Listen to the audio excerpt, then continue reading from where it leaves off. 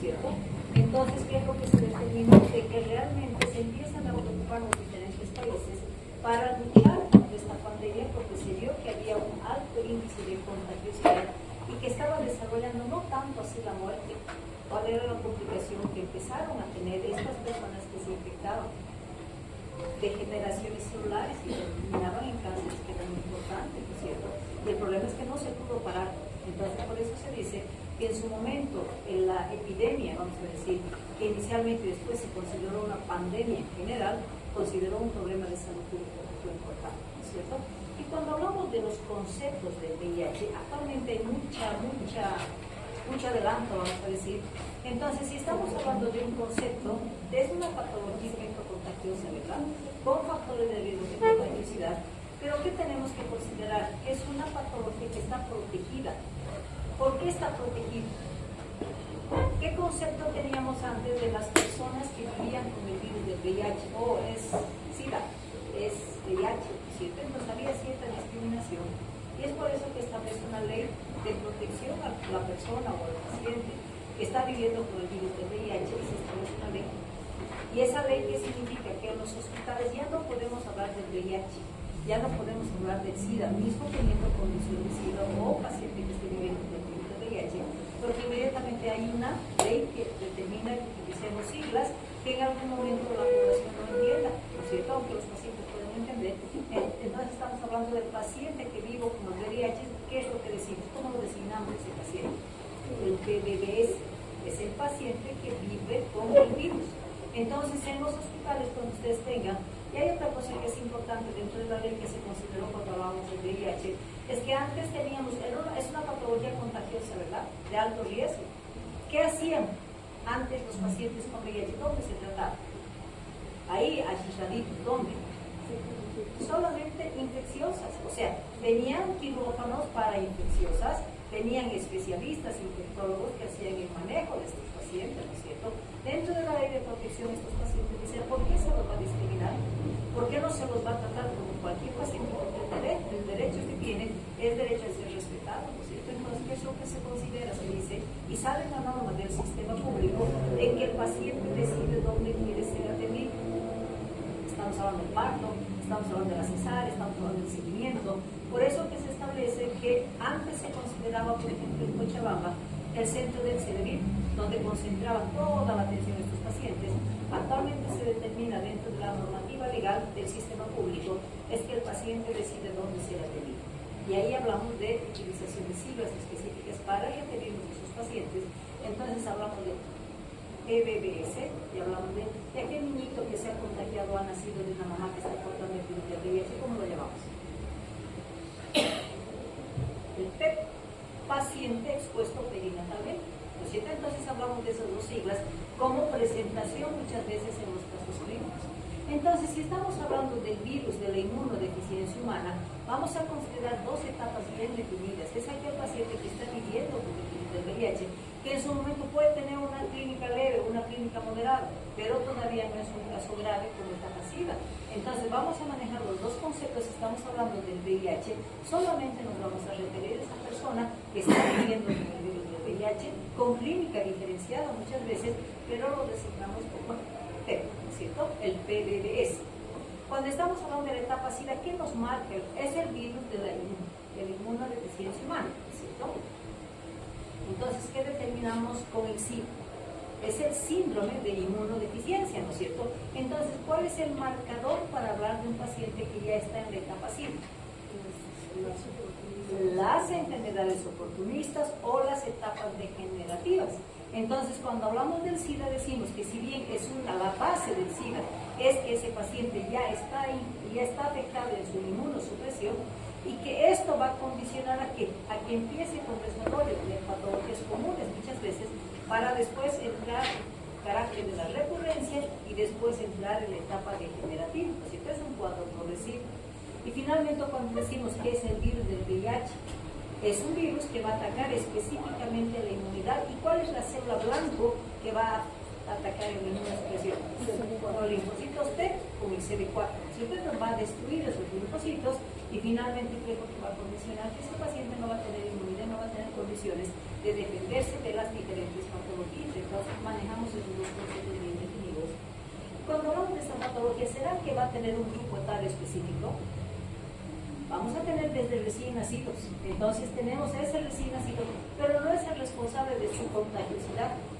Entonces estamos hablando que hay un altísimo índice de transmisión vertical con el VIH de madres que están portando el virus del VIH. Imagínense, estamos con más o menos 2 millones de niños menores de 15 años responsables de la transmisión vertical. Y luego, ¿qué es lo que consideramos? ¿Será que todos los niños que nacen de una mamá que está portando el virus del VIH van a tener riesgo de contagiosidad? No, porque hay momentos en que sí van a tener alto índice, y es lo que se determina cuando atendemos a una mamá que está portando el virus del VIH, vive con el virus del VIH, ¿qué condicionan? Tenemos que darle condiciones para disminuir el riesgo de transmisión, el riesgo de infectocontagiosidad hacia ese efecto.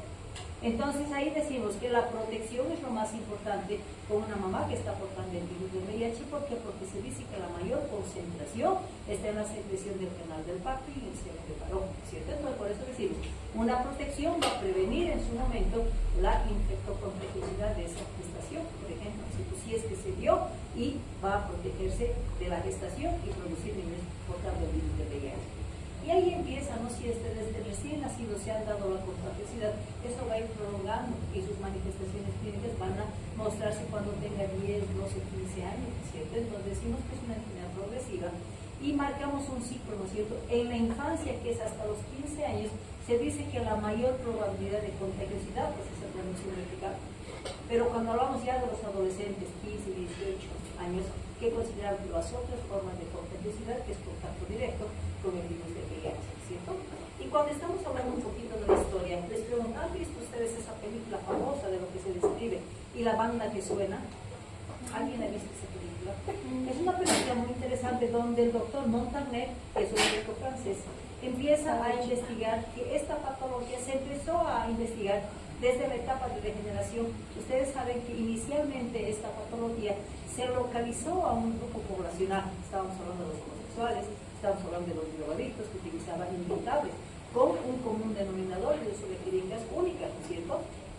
Se centraliza en eso y dice, si este grupo poblacional está con estas patologías, no sabían que era el VIH, no sabían de la enfermedad, entonces empieza a investigar y se va a Francia al laboratorio Pasteur, donde era responsable el doctor Gallo, y se unen estos dos médicos para hacer la investigación y el descubrimiento real de lo que significa la patología como el VIH y el SIDA posteriormente, ¿no es cierto? Entonces, estos dos doctores, ¿qué es lo que hacen? ¿Cuándo empieza el VIH? Se dice que el primer caso, ¿dónde se inició? En África, ¿no es cierto? Pero también sabemos que existen dos tipos de virus, el virus 1 y el virus 2. Y que cuando se descubrió, ¿era el virus 1 o 2 el que se descubrió? El virus 2, porque el virus 2 era una infección que se dio en el África, en la India, ¿no es cierto? Después empiezan a estudiar y dicen, hay otro tipo de virus que es el virus 1, que es lo que se dio la diseminación en América, en Europa, ¿no es cierto? Entonces, empieza el primer caso en 1959, pero un caso 2 que es menos agresivo, y empezó a determinarse que eran ciertos grupos poblacionales, y empieza su investigación, donde hace seguimiento, y como laboratorio empezó en Londres a la investigación, se van a Londres y imagínense lo nuevo que es el descubrimiento en 1981, ¿no es cierto? Donde el laboratorio Pasteur en Londres determinó que había casos ya que se presentaban en este país. Siguen investigando y el laboratorio Pasteur confirma en 1983 que realmente era una enfermedad y la etiología era una enfermedad, pero no definen cuál era el comportamiento. Entonces ahí dice, hay que empezar a investigar. Y empieza a investigar que había mucha difusión y que el medio de contagiosidad precisamente eran los contactos con secreciones obtenidas del ser humano. Entonces, si es un virus, hay que atacar el virus, ¿cierto? Entonces empiezan a estudiar a qué respondía ese virus. Entonces empiezan a descubrir y en 1985 empieza a crear el primer resfriado. Pero ellos no sabían en sí cuál era el virus en sí. Sabían que era un cuadro progresivo, sabían que llegaba de una infección común a una infección recurrente común. Luego hablaba de degeneración celular porque terminaban los cánceres, que es lo que les llamaba la atención. Entonces decíamos, empezaron por los cánceres raros. y como se determinó que este virus afectaba específicamente al tejido ganglionar, entonces, ¿qué es lo que dice? Es un virus que ataca a los ganglios y por eso lo llaman como una titulación inicial, vamos a decir, el virus de la linfadenopatitis. Siguen estudiando y ahí ven que había inmunosupresión. ¿Y a qué tipo de células ataca? Hablamos de los linfocitos B. Entonces ahí determinan que es un virus que va a dar como consecuencia de la infección la inmunodepresión que va a afectar a los linfocitos B a través de los CD4. Entonces se determina ahí el virus de la inmunodeficiencia humana. Y ahí dice, estamos empezando a investigar y vemos que hay mucha población que está con esta patología. ¿Y qué es lo que se determina? En esta etapa, cuando ya descubre que era una patología que estaba diseminada en muchos países, se empieza a considerarse ya una etapa de investigación en salud pública. Y en salud pública, ¿qué es lo que se dice? Que hay que proteger a la población. Y empiezan a testar los retrovirales, que si bien empiezan con un retroviral, después empiezan a decir, como se determina que había mucha población contagiada, entonces, como protección a ese grupo poblacional, los países empiezan a preocuparse, descubren los retrovirales a través de la investigación y empiezan a producir los retrovirales. Por lo tanto, esta condición de producción de retrovirales como medicamento genérico y es parte de la política de salud pública para proteger a estos pacientes, ¿cierto? Entonces, y al final, ¿qué es lo que dicen? Estos pacientes tienen que ser protegidos, porque dentro de la investigación se ve también que había mucha discriminación con estos pacientes. Entonces ahí se establece la ley del paciente que vive con el virus del VIH y se determina, todos los diagnósticos van a ser responsabilidad del Estado. Entonces se crea, en Cochabamba por ejemplo tenemos el CDVIT, donde se crea esa unidad específica para hacer el diagnóstico gratuito, para hacer el tratamiento gratuito, para que ese paciente logre adherencia y disminuyamos la posibilidad de que se vaya a producir una inmunosupresión, de manera que una buena adherencia al tratamiento se establece pues que ese paciente va a vivir con el virus, pero va a tener condiciones de prolongar el tiempo de vida, porque sabemos que es una patología que si no la tratamos va a ir a la muerte, ¿no es cierto? Entonces se da gratuidad en este caso y dice, hay que protegerlo al paciente que vive con el virus del VIH y todos los países establecen una ley. Y hablamos de que en Bolivia se establece en 1990 la ley del VIH, que es protección al paciente que vive con el virus del VIH. ¿Por qué se considera una patología de alto riesgo con el número de pacientes implicados que se tiene?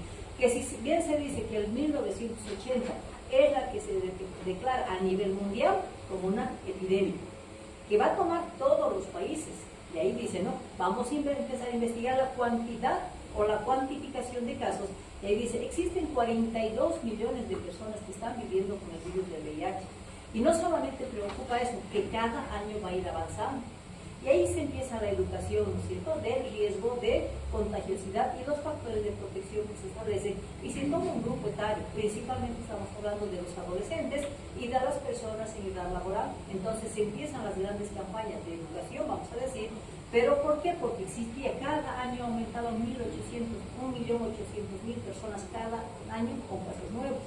Y al final, que decimos, lo que preocupa de gran manera es no son los extremos de la vida, sino ese niño y ese adulto en edad laboral. Entonces decimos que el mayor número de casos está entre los 15 y los 25 años. Entonces, alto riesgo de transmisión y alto riesgo de considerarse una patología de transmisión vertical.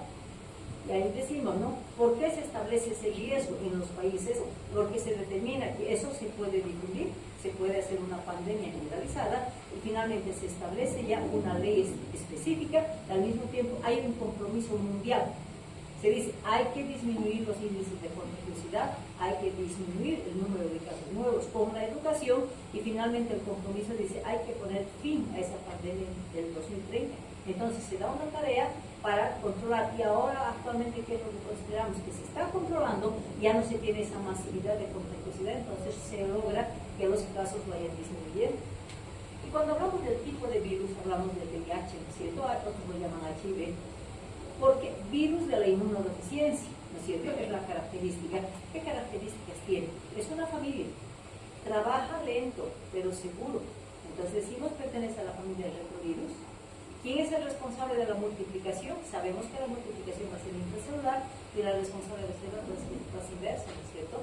Y al mismo tiempo decimos, es lenta su multiplicación, pero es lenta la actividad que va a desarrollar para que en un tiempo de 8, 10, 15 años vaya a determinar ya la inmunosupresión si este no se había presentado antes, ¿no es cierto?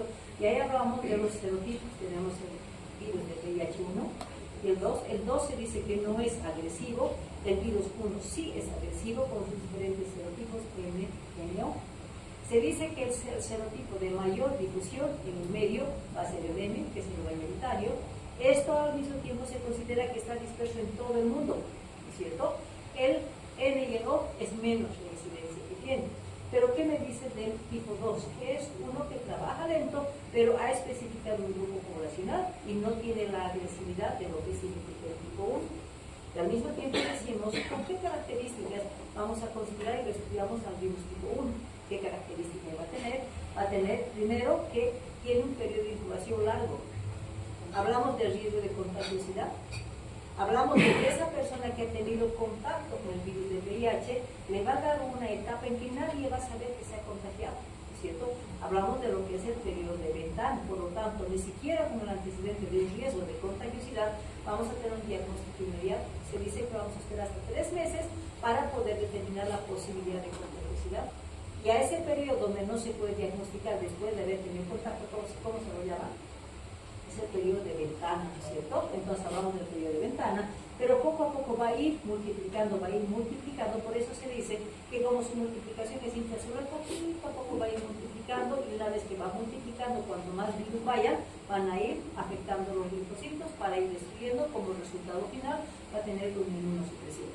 Su blanco va a ser el sistema hemático, principalmente estamos hablando de los linfocitos, ¿no es cierto? Y finalmente, la condición de todo el trabajo que va a hacer este virus va a ser establecer la inmunosupresión. Por eso la llamamos el virus de la inmunosupresión. ¿Cómo trabaja este virus?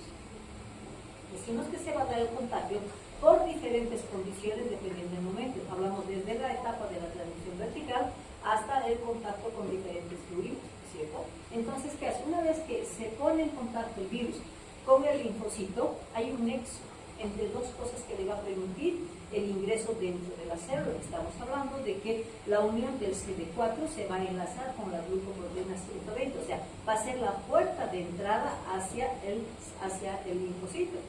Una vez que se ha unido el CD4 con la glucoproteína, ¿qué es lo que va a producir? La fusión entre el virus y el linfocito, ¿no es cierto? A eso vamos a llamar la etapa de fusión. Entonces, el enlace se va a dar porque el CD4 va a tener una glucoproteína B120 que le va a permitir el ingreso.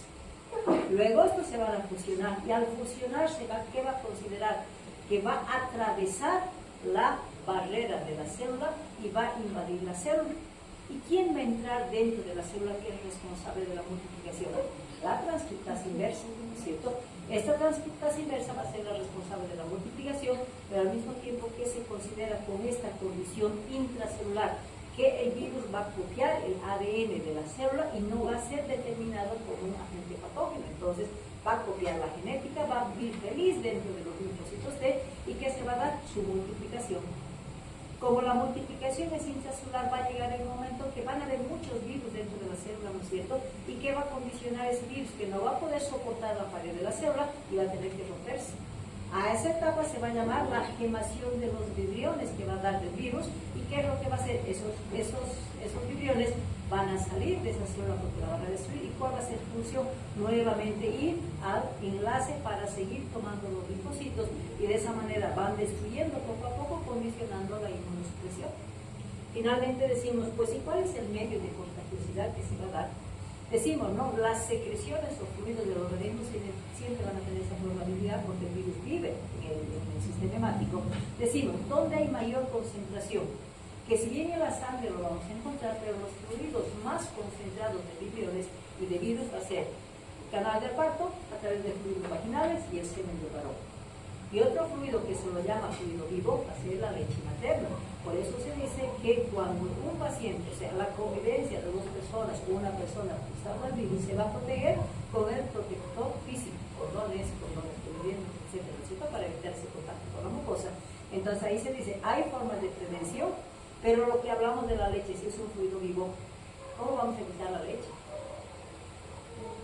No se le da, pues la lactancia materna es opcional, y entonces el paciente, una mamá gestante que está en en etapa de parto y posteriormente necesita lactancia materna, se suspende, es contraindicación absoluta el virus de VIH. Por lo tanto, se suspende la lactancia materna porque ese va a ser el medio de contagiosidad si no se contagió en las diferentes etapas. Entonces, se suspende la lactancia materna. Y cuando estamos hablando ya de la gestación propiamente dicha, la gestación es riesgo, el parto es riesgo, el posparto es riesgo, ¿no es cierto? Hablamos de la condición, ¿cuándo va a determinar una patología con sintomatología precoz o tardía? Dependiendo del número de virus que han ingresado a ese organismo, ¿no es cierto? Entonces, ese número va a depender de cuánto estuvo en contacto los virus para empezar el trabajo de destrucción de la inmunidad. Cuando hablamos ya en pediatría del riesgo de transmisión vertical, que es lo que nos preocupa, decimos, ¿no? En la gestación va a ser riesgo. ¿Por qué? Si decimos que las membranas y la placenta significa una protección para el feto, ¿por qué se va a considerar probabilidad la transmisión durante la gestación y en qué momento? Cuando ese bebé está en formación, ese útero todavía no tiene mayor condición, o sea, va a ir dilatando su capacidad y va a ir alojando ese efecto, ¿no es cierto? Pero cuando reacciona ese útero, cuando ya estamos en la última etapa de la gestación, donde empieza a querer contraerse, porque ya no está soportando ese volumen que tiene el feto y el líquido amniótico que se produce en las últimas, en los generalmente segundo y tercer mes último de la gestación. El útero nos muestra esa falta ya de respuesta por el aumento del volumen fetal y líquido amniótico. ¿Qué hace ese útero? Empieza a mostrarnos incomodidad. ¿Cómo? Empieza a querer contraerse, ¿no es cierto? Hay contracciones aisladas en la última etapa de la gestación. ¿Qué se llaman esas contracciones? Las contracciones de Braxton Hicks. Entonces, esas contracciones de Braxton Hicks, ¿qué van a hacer? Van a producir ruptura de los músculos, van a producir ruptura de algunos vasos. Entonces, ¿qué van a producir? Unas acumulaciones hemáticas o leños ungueales, que se llaman. Entonces, ¿qué estamos dando como ocasión? Que en ese fluido acumulado de sangre va a acumularse los virus y ese fluido le va a dar la condición de traspasar por la placenta e ir a contagiar a ese bebé. Entonces, la última etapa de la gestación me da la posibilidad del 30%. Por eso, cuando una mamá está portando el virus del VIH, ¿qué se dice? Hay que operarla hasta las 37 semanas. Porque 38, 39 y 40 va a ser la manifestación de las contracciones de Braxton Hicks que me van a dar la posibilidad de contracciones y como consecuencia el traspaso del virus, ¿cierto? Por eso se hacen las cesáreas programadas precisamente para disminuir este riesgo. ¿Cuál es la segunda etapa? El canal del parto, que está lleno de virus y es que esa mamá está sin tratamiento, ¿no es cierto? Entonces no podemos permitir que ese bebé pase por un canal del parto contaminado. Entonces, ¿qué es lo que se hace? No se da curso a un parto vaginal y se da un curso a una cesárea programada, como les digo, ¿no? Voy a disminuir el tiempo de gestación para evitar esas contracciones y voy a programar una cesárea, ¿para qué? Para evitar ese paso por el canal del parto, porque si vamos a dar curso a ese paso del canal del parto va a ser 50% de probabilidad, porque ese canal, y muchas veces cuando son primigesas, principalmente al mismo tiempo se hace episiotomía, entonces ahí estamos relacionando la sangre y las secreciones o fluidos vaginales. Posteriormente, hemos programado cesárea, pero si no sabíamos que ese paciente tenía VIH y por protocolo hemos dicho de atención al recién nacido, ¿qué se hace? Después del parto, al pecho de la mamá, a cumplir la norma del programa donde dice atención del recién nacido con lactancia materna precoz. Entonces, por esta condición y la condición, si yo le voy a dar lactancia materna, tengo un 20% más de probabilidad. Entonces, si dejo una gestación hasta las 40 semanas, estoy dando curso a un 30%.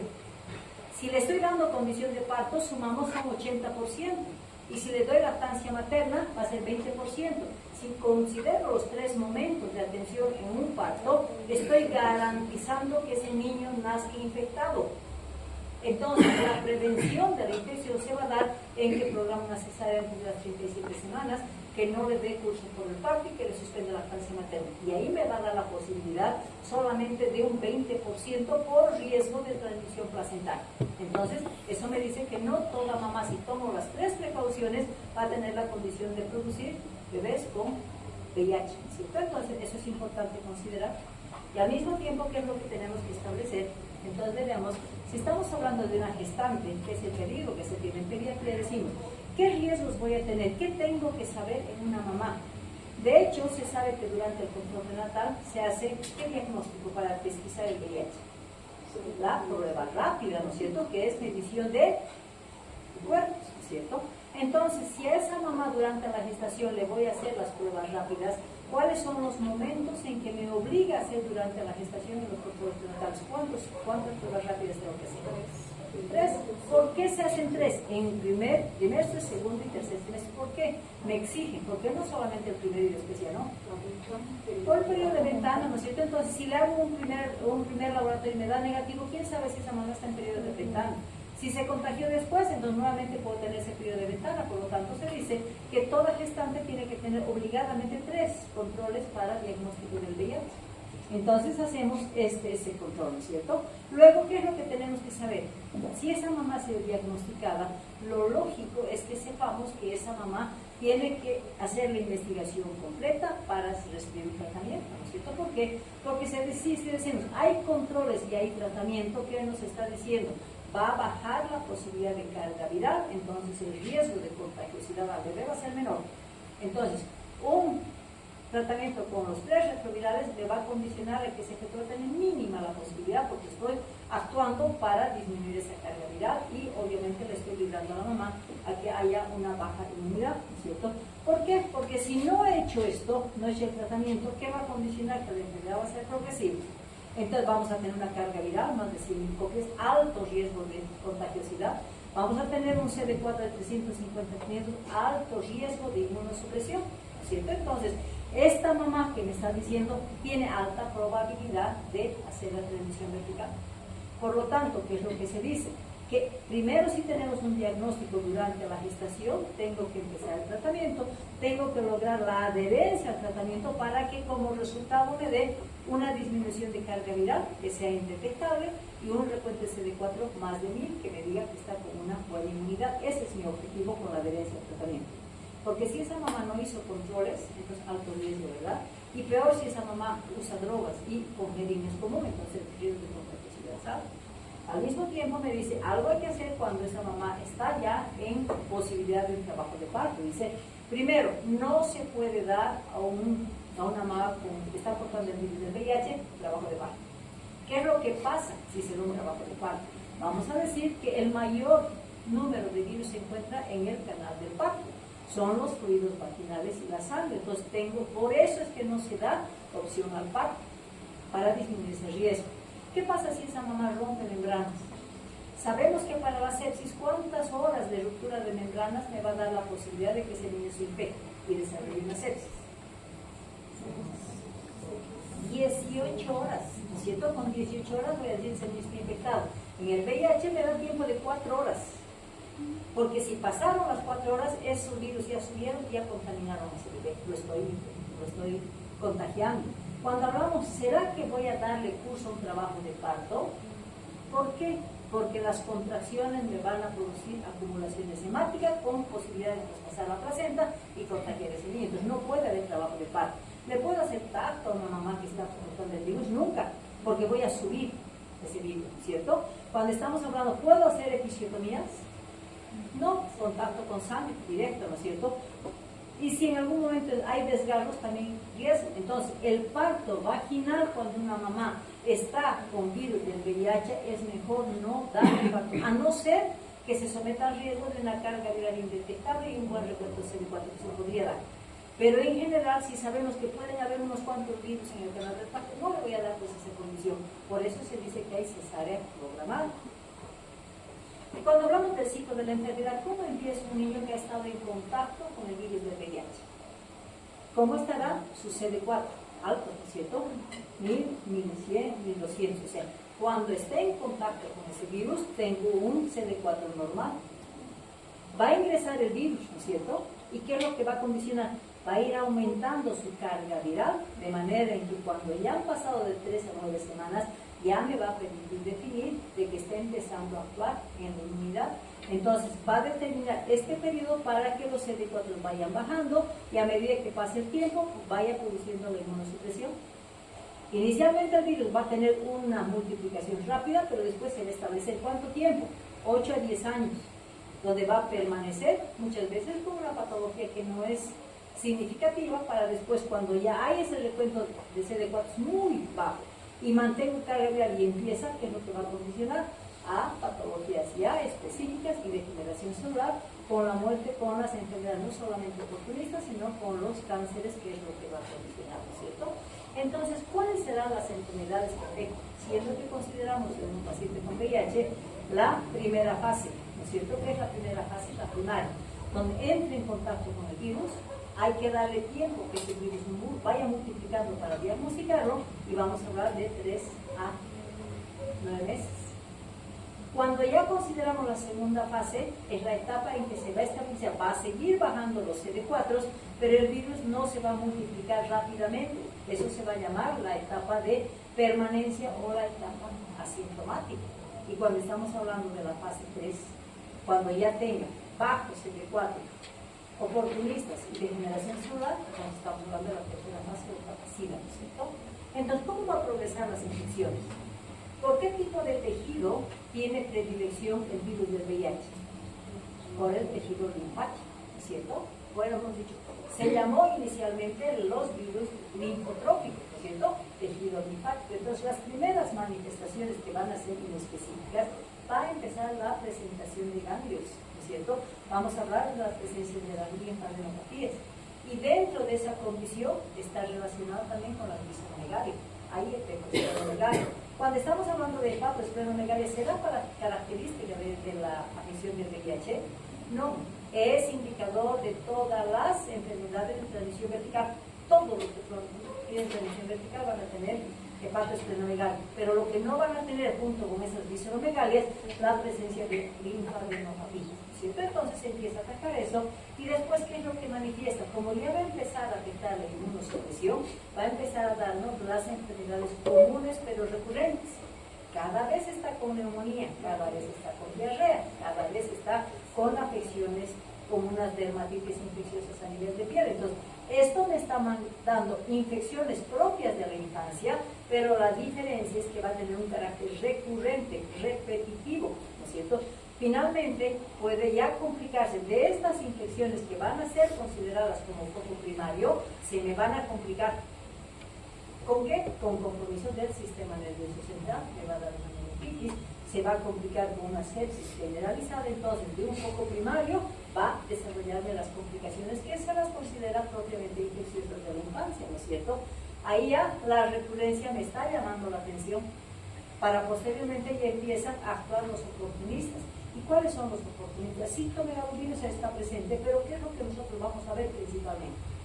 Los hongos. ¿Cuáles son los hongos que van a priorizar la afección en pediatría? ¿Y cómo vamos a visualizarlos? La famosa Candida albicans, ¿no es cierto? Entonces vamos a ver lesiones blanquecinas en toda la boca, ¿no es cierto? Y si nosotros vamos a ir a ver genitales, vamos a ver las lesiones eritematosas, pápulas eritematosas, la relación de micosis oral y la relación de micosis perineal, que me está diciendo que está en todo el tracto digestivo. Entonces, si la mamá me va a decir cada vez le están dando estas manchas blancas, entonces ahí me está diciendo la Candida albicans recurrente, es indicativo de inmunosupresión, ¿cierto? El neumocistis carineo, o llamado Yerubesia actualmente, ¿qué condiciona? ¿Qué tipo de patología es? Es una neumonía intersticial, es una neumonía por un agente infeccioso que se lo va a manifestar muchas veces como una neumonía común. Pero, ¿cómo vamos a diagnosticar esa neumonía por Yerubesia o neumocistis carineo? Es el oportunista. Es un PCR para determinar el componente genético, para determinar si es un oportunista, ¿cierto? Y el tratamiento, de hecho, si es oportunista, vamos a manejar tratamiento, ¿sí? Luego, ¿qué es lo que va a condicionar? Hemos dicho que afecta al sistema nervioso central, entonces ese niño se va a empezar a manifestar, no presta atención, no está aprendiendo en el colegio, no se está concentrando. En algún momento hemos relacionado, vamos a decir, pues es un niño distraído, o estamos hablando actualmente qué es lo que se habla del THA, se habla de hiperactividad, hablamos de diferentes patologías que van a llevar a esa alteración conductual. Sin embargo, es parte de la manifestación clínica del paciente con VIH. Hasta aquí vamos a considerar sin no mucho compromiso, ¿no es cierto? Para posteriormente decir, ahora sí vamos a empezar a manifestar las cosas graves, donde vamos a tener afección del sistema nervioso periférico principalmente, donde vamos a tener parestesias masivas y neuropatías, y cuando vamos a ver a unos niños con eczema importante, Cuando hablamos con petequias y vasculitis sin una justificación, los eczemas están relacionados a un componente alérgico, a un componente de sensibilidad. ¿Y qué es lo primero que hacemos? Tengo el antecedente de afecciones recurrentes, tengo el antecedente de que hay una piel demasiado delicada. ¿En qué vamos a pensar que es importante? De un niño atópico, por ejemplo, ¿no es cierto? Para un niño atópico que está presentando eczemas recurrentes, porque un atópico va a presentar ese tipo de eczemas, ¿qué le pedimos? Para diagnóstico de un niño atópico, ¿qué le pedimos? Ahí que, ¿no es cierto? Si me dice está normal y son eczemas recurrentes, pues ahí vamos a investigar la posibilidad del VIH, ¿no es cierto? Finalmente va a afectar el sistema medular, va a tener una pancitopedia generalizada y finalmente entrar en los procesos degenerativos. ¿Qué es lo primero que va a degenerar? Vamos a empezar con el linfoma, tejido linfático. Vamos a hablar del leiomyosarcoma. Va a tener afección como afecta el sistema medular. Esto va relacionado con una degeneración y es un lugar que se forma leucemia. Y finalmente el cáncer más grave es el síndrome de Kaposi, ¿no es cierto? El síndrome de Kaposi. Entonces vamos a tener una degeneración grave. Entonces, si se fijan, esa recurrencia me va a llevar a pensar, entonces, si tengo un paciente con recurrencia, ¿qué tengo que investigar? Porque un niño no se va a contagiar porque no tiene relación con fluidos. ¿Qué es lo que puede pasar? Que esa mamá no haya comunicado o no se haya hecho la detección correspondiente. Por lo tanto, por norma, para el seguimiento, principalmente en pediatría, ¿qué consideramos? Que para ingresar a un quirófano, una sala de partos, obligado ver la posibilidad de diagnóstico de serología para VIH, por seguridad del personal y para una atención y seguimiento del recién nacido y obviamente de la mamá, ¿no es cierto? Entonces nos ponen esas condiciones y ahí hablamos de diagnóstico, ¿no es cierto? ¿Cómo voy a diagnosticar? ¿Será importante primero diagnosticar en el niño o hacer el seguimiento con la madre? Primero con la madre, ¿no es cierto? O sea, dentro del concepto de diagnóstico del VIH vamos a considerar las dos posibilidades: o pesquisarlo al virus con pruebas virológicas o pesquisar los anticuerpos específicos para el virus del VIH. Las dos unas únicas opciones. Cuando hablamos de pruebas virológicas, ¿cuál es la prueba virológica que actualmente se maneja en el sistema público? La carga viral, ¿no es cierto? Entonces vamos a pedir la carga viral, porque eso nos va a permitir cuantificar incluso las copias que se tienen. En algún momento puedo hacer un cultivo para aislar al virus y si no tengo esa condición voy a buscar el componente genético del virus a través de la reacción de la cadena de la polimerasa, ¿cierto? Entonces esto me permite una presencia de un virus activo. Pero posteriormente vamos a decir de que también tengo las serologías inmunológicas o la dosificación de anticuerpos y ahí estamos hablando de las pruebas rápidas, ¿no es cierto? Antes, ¿qué es lo que se manejaba con pacientes adultos, principalmente con que está portando el virus del VIH? El primer diagnóstico se hace la prueba rápida, que antes se consideraba una sospecha y después teníamos que obligar a través de ¿qué? A través de ELISA y teníamos que certificar a través de este bloque, ¿cierto? Manejamos esa secuencia para empezar los retrovirales en un paciente adulto. Pero actualmente, ¿qué se dice? Ya no necesitamos esa secuencia de laboratorio, si se dice, basta con 2 pruebas rápidas de diferente industria o diferente procedencia, ya me da el diagnóstico del paciente que está viviendo con el virus del VIH. Entonces acortan el tratamiento para hacer el tratamiento correspondiente, ¿no es cierto? Y algo que tenemos que decir, que como la responsable de la transmisión vertical en pediatría principalmente es la mamá, entonces tenemos que cumplir la norma de ese diagnóstico de cada 3 meses para evitar el periodo de ventana y hacer un diagnóstico real. Bueno, entonces, ¿será que ese niño, una vez que sepamos que esa mamá ha tenido, está portando el virus del VIH, puedo hacerle el laboratorio inmediatamente a ese niño? No, porque nos dan periodos, y ahí nos marcan 2 etapas bien definidas: el menor de 18 meses y el mayor de 18 meses. Entonces, ahí decimos que el diagnóstico en pediatría está basado principalmente que ¿cómo vamos a certificar de que ese niño tiene el virus del VIH? ¿Será a través de los anticuerpos? No tengo que demostrar al virus. Entonces el diagnóstico va a ser confirmando la presencia del virus. Y eso de hecho me va a dar la edad, ¿no es cierto? La edad en que voy a ver si hay presencia del virus o directamente ya tenemos el componente de anticuerpos. Entonces decimos que, ¿por qué no se hace una prueba rápida de recién nacido? ¿Por qué creen? porque le está pasando a la mamá los anticuerpos, entonces van a ser falsos positivos. Entonces, en los niños, por esa transferencia que durante la gestación le va a dar y que esos anticuerpos pueden durar hasta 18 meses, entonces hasta los 18 meses no podemos hacer pruebas tipo prueba rápida, ¿no es cierto? Por ese traspaso de anticuerpos. Y ahí me diferencia, ¿no es cierto?, el menor de 18 meses y el mayor de 18 meses. El menor de 18 meses tenemos que demostrar al virus. Y la única forma de diagnóstico es a través de la carga viral, que me va a permitir detectar el ARN del virus, ¿no es cierto? Entonces, diferenciamos esas dos etapas y cuando estamos hablando más de los 18 meses, ahí me va a permitir hacer la prueba rápida, porque ya estoy ocultando mi cuerpo, ¿no es cierto? Pero, ¿qué me dice el diagnóstico del niño? Lo mismo que en el adulto. Y yo no puedo hacer, hay una ley que los protege los derechos, es decir, el paciente no nos quiere avisar, no nos va a avisar nada. Entonces, dentro de ese componente legal, dice, todo niño que tiene factor de riesgo con una madre que está portando el virus del VIH, mismo así tiene obligación la madre, obligación decimos, de autorizar esa prueba. Pero si en algún momento la mamá no quiere autorizar, no la podemos obligar, ¿cierto? Entonces, siempre recuerden que va a haber un consentimiento informado. A manera de anécdota, yo les cuento que en un hospital X, un jovencito entra, ¿no es cierto? Y era un paciente caquético y estaba con tuberculosis. Entonces se enfocó el tratamiento en la tuberculosis. Y recordemos que el mayor oportunista, principalmente si estamos hablando de adolescentes y adultos, es la tuberculosis, es el dúo, ¿no es cierto?, oportunista que se va a dar. Entonces un interno, por travieso, dice, a mí me parece que ese paciente, porque antes se manejaba como VIH-Sida, ¿no es cierto? Ni siquiera decían VIH, ese paciente es sidático, decían, ¿no es cierto? Entonces un ex interno dice, yo creo que tiene SIDA ese paciente. Y sin comunicar a nadie, hace la prueba, ¿no es cierto?, la prueba rápida, dice, ya ves, tengo razón, es un paciente con SIDA, ¿no es cierto? ¿Qué pasó con eso?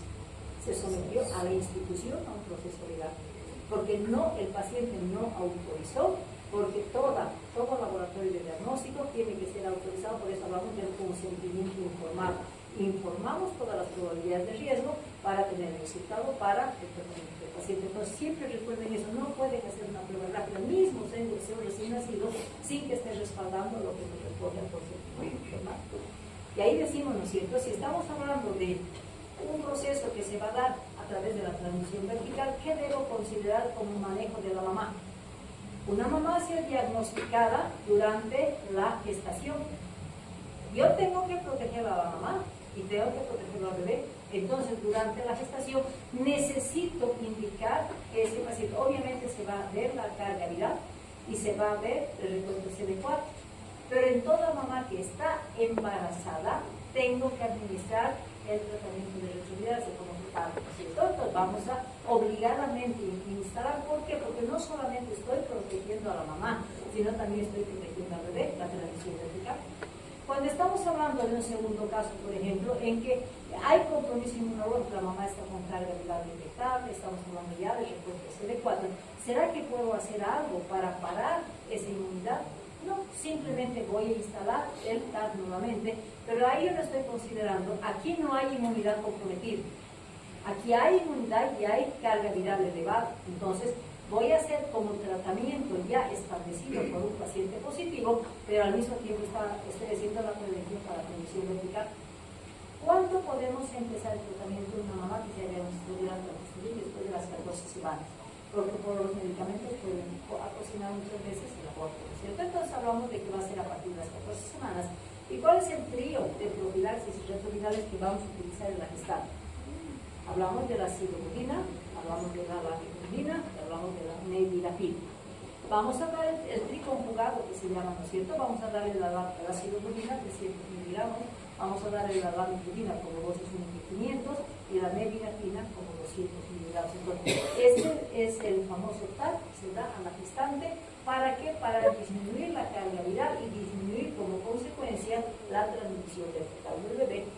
Y el programa del VIH nos establece diferentes escenarios, habla de 4 escenarios. ¿En qué podemos encontrar a una mamá que está portando el virus del VIH? El primer escenario es contar, es una mamá gestante que ha sido diagnosticada durante el embarazo, Algo que debemos recordar es que la evidencia es teratogénica, va a producir anormalidades y va a llevar a un aborto. Por lo tanto, está contraindicado el evidencia y el tratamiento de las gestantes. Entonces, ¿qué es lo que vamos a hacer? Vamos a diagnosticar. Si diagnosticamos antes del embarazo, que bueno, voy a mantener un tratamiento con baja carga viral y voy a repuestar el CD4, pero ¿qué hago con ese bebé? Siempre voy a tener la posibilidad de que haya unos cuantos virus en ese canal del parto. Entonces, no le voy a dar la opción a un canal de parto, pero si se da, pues puede ser, ¿no es cierto? Entonces se dice que si es una gestante, pero que el tratamiento ya lo empezó porque el diagnóstico fue antes de la gestación, tranquilos, vamos a hacer la atención, pero por si acaso yo le voy a dar la citalopram para que no expulse ese producto por esa posibilidad de los 4 virus. Entonces, cuando van a hacer en el intraparto, le voy a dar 4 miligramos de citalopram 1 hora antes. Perdón, 2 horas antes es aquí. 1 hora antes vamos a darle 1 miligramo. Entonces, voy a condicionar que la carga viral, si vieran algunos minutos, van a disminuir. Entonces, ¿qué estoy haciendo con esto? Estoy evitando la transmisión vertical. Pero tal vez ese niño se ha contagiado con unos cuantos virus, nos preguntamos, ¿no es cierto? Pues ahí voy a establecer la profilaxis del VIH, que se llama con mamá con tratamiento de retrovirales. Entonces lo vamos a proteger con la citalopram a dosis de 4 miligramos, vamos a dar cada 12 horas durante 6 semanas. Eso se llama tratamiento profiláctico para prevención de la transmisión vertical. Mamá con tratamiento, ¿sí? Un segundo escenario va a ser esa mamá que estaba gestando, que durante el control prenatal le han diagnosticado. Entonces, si era antes de la gestación, menos riesgo. Si es durante la gestación, también disminuimos el riesgo porque tenemos autorización, si quieren, clínica para empezar los retrovirales. Entonces, vamos a utilizar los mismos retrovirales después de las 14 semanas con citalopram. ¿Cuál era la dosis de la citalopram? 300 gramos. La lamivudina, ¿cuánto era? 150. Y la nevirapina era 600. Entonces, nuevamente los 3 retrovirales, ¿cierto? ¿Y qué hago? Igual tengo que proteger durante el parto. Parto llamamos antes de la cesárea, ¿no es cierto? Parto cesáreas. Entonces, vamos 2 horas antes, le voy a dar 2 miligramos de citalopram, bien venosa. 1 hora antes le voy a dar 1 miligramo de citalopram. Entonces, estoy bajando lo más que se puede ese virus que puede estar. Y finalmente ese niño nace. Y lo mismo vamos a aplicar la profilaxis de la prevención de transmisión vertical, que es citalopram 4 miligramos cada 12 horas durante las mismas 6 semanas. Entonces hablamos de protección. Si estamos hablando de 6 semanas, después de las 6 semanas, estamos hablando de las 8 semanas, ¿qué le voy a pedir a ese niño? Porque en esta etapa no puedo pedir carga, no puedo pedir pruebas rápidas, porque el mejor que pasaron de la mamá. ¿Qué le voy a pedir? Carga viral. Entonces voy a hacer profilaxis y a las 8 semanas después le voy a pedir carga viral para ver si se contagió o no se contagió. Otro escenario es el escenario donde no tenemos retrovirales. Esta mamá está sin tratamiento, entonces la mamá va a llegar al final del embarazo. Ya no tenemos tiempo de manejar los retrovirales para que llegue a controlar ese proceso viral. Entonces a esa mamá le voy a dar lo mismo, ¿no es cierto? La citalopram 2 miligramos, pero le voy a añadir un retroviral más, que es la nevirapina. Le voy a dar a una dosis de 200 miligramos, después citalopram nuevamente 1 miligramo y lo que es 1 hora antes, para después que considerar a ese niño no lo puedo tener solamente con citalopram porque tengo alta probabilidad de que haya transmisión del virus. Entonces lo voy a manejar con 2 retrovirales. Voy a manejar la misma citalopram 4 miligramos cada 12 horas, pero así como le añadí la nevirapina a la mamá, al bebé le voy a añadir lo mismo la nevirapina. Pero la nevirapina, si esto voy a mantener por 6 semanas, esto le voy a mantener solamente con 2 dosis de ataque. Hablamos de la primera dosis, que va a ser a las 12 horas, y la segunda dosis va a ser a las 72 horas. Una vez que he hecho ese tratamiento, voy a mantener solamente con citalopram con las 6 semanas, ¿cierto? Pero nuevamente, ¿no? Diagnóstico virológico, aquí ya no voy a esperar las 8 semanas. Voy a esperar las 6 semanas y voy a hacer la carga viral para detectar si es que lo ha contagiado o no. Ahí tenemos el caso grave cuando estamos hablando de escenario 4. Esa mamá entró en trabajo de parto, no se hizo tratamiento, no se hizo profilaxis, nació por parto vaginal Entonces estamos diciendo que se dio la posibilidad de un 80% de probabilidad de transmisión, porque 30% durante el parto, entró en dinámica uterina, y 50% en el canal del parto. Entonces tengo 80% de posibilidad. Entonces ese niño ya puede estar contagiado. Entonces es la única excepción que se dice que se va a diagnosticar con una carga viral inmediata, ¿no es cierto? Entonces ese niño post nacimiento se solicita una carga viral para diagnosticar si se llegó a transmitir o no. Y finalmente yo no lo puedo dejar a ese niño sin protección, pero ya no estoy hablando de protección de sidobudina y nevirapina, estoy hablando de los 3 retrovirales. Entonces estamos hablando del TAC, estamos hablando de la sidobudina, la lamivudina y nevirapina. Hasta que se llegue al diagnóstico y como ese paciente posiblemente se haya contagiado, ya continuamos nomás el tratamiento y se va a continuar hasta que esa carga viral vaya disminuyendo. Vemos escenarios que son totalmente distintos, ¿no es cierto? Entonces, ¿qué tratamiento le vamos a dar? El tratamiento del VIH-Sida, VIH por la capacidad, es con los retrovirales. Y hablamos de pediatría, son los 3, sidobudina, nevirapina y lamivudina, ¿no es cierto? Pero ¿será que vamos a curar a ese paciente? No, simplemente vamos a optar para que ese virus no multiplique, ¿no es cierto? Para lograr mantener como carga viral indetectable. Y si no hay mucho virus, ¿qué va a condicionar? En que no va a destruir los linfocitos T, por lo tanto la inmunidad va a ser adecuada. Entonces, para garantizar esta condición tenemos que garantizar una adherencia al TAC, o sea, adherencia y cumplimiento de los retrovirales con la paciente, ¿no es cierto? Pero muchas veces si a un joven le van a dar una noticia, tienes, estás portando el virus del VIH, es un shock emocional, ¿no es cierto? Muchas veces. Entonces, estos centros de realización de pacientes que concentran a pacientes con virus del VIH tienen apoyo psicológico. Al mismo tiempo, ese paciente se sabe que la pérdida de peso es muy importante cuando estamos en una etapa con compromiso de patologías recurrentes. Va a haber un apoyo nutricional. Por lo tanto, el tratamiento de un paciente que está portando el virus del VIH siempre va a ser multidisciplinario, ¿no es cierto? Y lo que se quiere lograr es la adherencia para conseguir eso que estamos diciendo, que ese virus no se multiplique, no afecte la inmunidad y tenga largo tiempo de vida, ¿no es cierto? Pero ¿qué hacemos con el niño? Dentro del esquema de manejo de todo niño estamos hablando de que hay vacunas. Entonces, ¿cuáles son los oportunistas? ¿Los virus o las bacterias? Los virus. Por lo tanto, ¿será que le voy a vacunar la BCG? Si estamos diciendo que es el mayor oportunista, entonces no puedo vacunar BCG hasta que se demuestre que ese niño no está contagiado, ¿es cierto? Luego la polio es un virus, alto riesgo. El sarampión, alto riesgo. Entonces la BCG y las vacunas virales no vamos a aplicar porque son oportunistas, ¿sí? Cuando estamos hablando de vacunas que se recomiendan, vamos a hablar de las vacunas bacterianas. La pentavalente, ¿será que voy a poder aplicar en estos pacientes? La pentavalente. ¿Qué porta de componente viral la pentavalente? Hepatitis B, y la hepatitis B se considera probabilidad de riesgo. Por lo tanto, en estos niños vamos a manejar solamente las vacunas bacterianas de la pentavalente, que es difteria, tétanos y coqueluche. Vamos a diferenciar con hemófilos influenzae y con el neumococo. Por lo tanto, como conclusión, las bacterianas van a ser vacunadas y las virales más la BCG que no van a ser.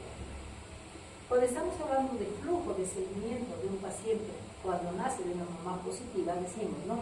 Si la mamá es positiva, me da los dos límites, ¿no es cierto? 18 meses, mayor o menor de 18 meses.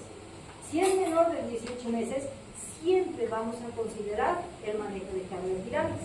Y la primera carga viral, ¿cuándo la voy a pedir? A las 6 a 8 semanas después de haber hecho la profilaxis, ¿no es cierto? Por sidobudina, 6 semanas de vida. Me va a decir si es que es positivo, pero yo no puedo decir que este paciente está infectado hasta no confirmar. Entonces le voy a dar tiempo a ese niño para que multipliquen sus virus, para que después de los 2 meses tenga mayor carga viral. Y si me determina que es mayor carga viral, es positivo, ese es el momento en que vamos a poder indicar los retrovirales, los 3 retrovirales. Pero si me dices negativo, tal vez tiene pocos virus, porque para determinar la carga viral necesita una concentración alta también de virus, ¿cierto? Y si tiene poco virus, ¿qué voy a considerar? Le voy a dar tiempo para que esos virus multipliquen. Entonces, después de 2 meses, como tenemos que hacer que aumenten esos virus, y si pese ese incremento de 2 meses le da negativo, no infectado en algún momento como negativo, ¿no es cierto? Entonces, negativo, y por si acaso le voy a hacer un ELISA, y me va a dar negativo, entonces considero que es un paciente no infectado, ¿cierto? Pero si no hice este seguimiento y directamente capto al paciente a los 18 meses, ahí ya ni la pienso, es igual como adulto, es igual como adolescente, ¿no es cierto? Las pruebas rápidas, porque voy a determinar la presencia de anticuerpos. Y ahí no necesito corroborar nada. Necesito, si es positivo, ¿cuándo considero positivo? Con 2 pruebas rápidas de diferentes industrias. Eso me dice tratamiento. Y si me dice es negativo en una primera prueba, ya directamente informo como negativo y como paciente no infectado. Entonces marcamos estos 2 escenarios, mayores y menores de 18 meses. Al mismo tiempo decimos, toda esta patología es de alto riesgo, ¿cierto? ¿Por qué creen que en la emergencia, toda vez que hacemos una pequeña sutura o hacemos una curación, usamos guantes? Porque es la barrera de protección, ¿cierto? Si estamos hablando, por ejemplo, de hemos dicho, la indicación de una cesárea es mamá que está portando el virus del VIH por seguridad del bebé. ¿Por qué el canal del parto está con alto riesgo de contagiosidad? Hago una cesárea. ¿Qué tiene que hacer el ginecólogo? A veces por nervios agarra y se puede pinchar o se puede cortar, ya se permitió, ¿cierto? Entonces decimos que el que va a operar, el ginecólogo que va a operar son doble guante, también la conjuntiva puede ser un riesgo, va a tener unas máscaras especiales para hacer la intervención, porque ahora se atienden los pacientes con VIH en cualquier hospital. Entonces hablamos de normas de bioseguridad, doble guante, una mascarilla y manejo con precaución los objetos que se cortan, ¿cierto? Posiblemente después que decimos ese material, y si la señora de limpieza va a lavar con su manito las ropas con sangre, ¿qué vamos a hacer? Riesgo de contagiosidad para el personal de limpieza. Entonces también ellos tienen que saber que esa ropa que sale contaminada generalmente se utiliza aquí o desinfectar, que inicialmente se aísla eso en un tacho rojo para ir primero a desinfección y después el lavado correspondiente. O de lo contrario se utiliza material desechable para su eliminación con factor de riesgo, ¿no es cierto? ¿Y qué pasa si el recién nacido pediatra también maneja doble guante y que evita el contacto con sangre y secreciones? En el momento en que se ve un riesgo de corte, pinchazo, entonces ¿qué tienen que hacer? Hablo de la emergencia. No todos los pacientes que llegan a la emergencia por una sutura se les va a pedir primero una prueba rápida. No todo paciente que se le va a hacer una curación que no haya sido por parto o cesárea, se le va a pedir una prueba rápida, ¿no es cierto? Pero si por accidente en ese momento han hecho una curación y se han pinchado, ese se considera accidente laboral. ¿Y qué se determina? Que a esa persona a la que estaban curando sí se le hace una prueba rápida para diagnóstico. Si diera positivo, se declara como accidente laboral. Y en esa condición que se hace, la persona que ha sido sometida a ese factor de riesgo, se le hace una prueba rápida para asegurarse de que no tenía el virus, ¿no es cierto? Y posteriormente se utilizan los 3 retrovirales durante 2 meses. De esa manera se logra eliminar, porque van a ser los 4 virus que van a ingresar, ¿no es cierto? Entonces se logra garantizar y evitar la propagación. Entonces es importante considerar este accidente. Y hablamos de la ley, ¿cierto? La ley ha sido declarada de Bolivia, la ley 3729, es del 8 de agosto de 2007, donde se establece la protección a los derechos humanos de un paciente que está portando el virus del VIH. ¿En qué consiste eso? ¿De qué se determina, no es cierto? Que tiene que tener una asistencia integral y multidisciplinaria. ¿En qué aspecto? Él decide dónde, él solicita medicamentos y él solicita, si estamos hablando de una mamá que está portando el virus del VIH, le dan las fórmulas gratuitas, ¿cierto? Entonces hay gratuidad y todas las personas tienen derecho a la gratuidad en todos los aspectos. Eso es lo que se determina en la ley. Al mismo tiempo, los 6 principios básicos que determina la ley: primero, esa persona tiene que ser tratada con dignidad, con igualdad, con universalidad, confidencialidad. ¿Por qué se habla de confidencialidad? Tenemos hospitales públicos, ¿no es cierto?, donde una mamá está aquí y al lado está otra mamá. Entonces, podemos decirle a esa mamá, ¿tienes VIH? O cuando estamos presentando al paciente, vamos a decir, este paciente está portando el virus del VIH, ahí al lado está la mamá. Entonces estamos incurriendo en esto, nos pueden denunciar. Por eso se habla de las siglas del PBDS y del PEPO. Luego estamos hablando de integralidad. Todo lo que el paciente necesita, desde una curación odontológica inyectables, operaciones, todo lo que significa atención, todo eso es gratuito en el paciente que vive con el VIH. Y finalmente la responsabilidad de todos nosotros, ¿cuál es? Garantizar un tratamiento y adherencia del paciente, porque son pacientes registrados y se les da el medicamento cada 10 días, cada 15 días, y el responsable del programa está verificando que ese paciente está recogiendo sus medicamentos, está cumpliendo con el seguimiento del diagnóstico para determinar cómo el programa de tuberculosis, ¿no es cierto? Falta un paciente que está haciendo tratamiento, van hasta su casa a buscar. Lo mismo si el VIH, se tiene que hacer la garantía de la adherencia, porque el trabajo, la responsabilidad de quien es del paciente, pero también del personal de salud. Hemos terminado. ¿Alguna pregunta? No, tengo una duda en relación a la recepción del recién nacido. Si hay algún cambio una vez que sé que este niño puede tener, ¿no?